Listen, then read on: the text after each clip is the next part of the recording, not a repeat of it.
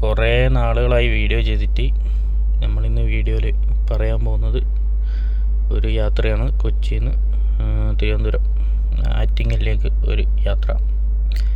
ഇന്ന് വന്ന വണ്ടി 1,71,000 പരം കിലോമീറ്റർ ഓടിയ ഒരു വണ്ടിയാണ്.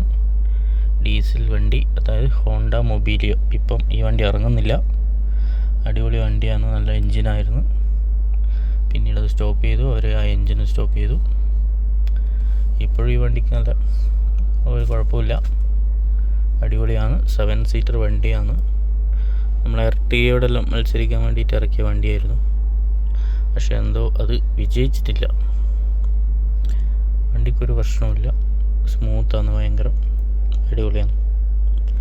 അപ്പോൾ നമ്മളിന്ന് യാത്ര ആറ്റിങ്ങൽ വന്നതാണ്. ഇനി തിരിച്ച് കൊച്ചിയിലോട്ട് പോകും. അടിപൊളി വണ്ടി. ഇങ്ങനെയുള്ള